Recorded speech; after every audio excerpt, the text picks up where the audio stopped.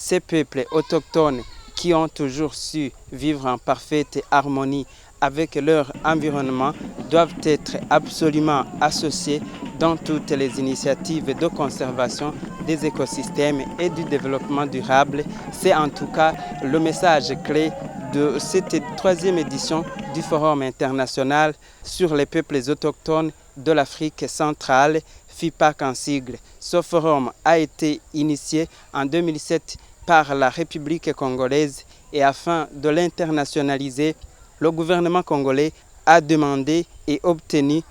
le transfert du FIPAC sous la gestion du secrétariat général de la CEEAC. La convention de transfert a été signée ce jeudi ici à Infondo entre le président congolais Denis Sassou Nguesso et le président Idriss Déby Itno du Tchad, qui est en même temps président en exercice de la CEEAC, en présence également de Yahi Boni, président du Bénin et président en exercice de l'Union africaine. Et pour être au cœur de la forêt équatoriale où sont concentrés le gros des populations autochtones, la ville d'Infondo, qui se trouve au nord du Congo-Brazzaville et à 800 km de Brazzaville sur le fleuve Ubangui-Chari, a été choisi pour abriter le siège du FIPAC. Pour Henri Jombo, le ministre congolais de l'économie forestière et du développement durable, qui a ouvert mardi les travaux de ce forum, les valeurs culturelles et les savoir-faire et connaissances traditionnelles des populations locales et autochtones doivent être reconnus et valorisés. Il est aujourd'hui admis que les savoir-faire traditionnels et les connaissances autochtones président aux décisions concernant la vie de tous les jours, entre autres pratiques, la chasse, la pêche, la cueillette, l'agriculture, la conservation et la distribution des aliments, la localisation et la collecte des plantes utiles pour combattre les maladies et les blessures. Il est donc temps, en ce qui nous concerne, de poursuivre les efforts pour reconnaître leurs valeurs culturelles,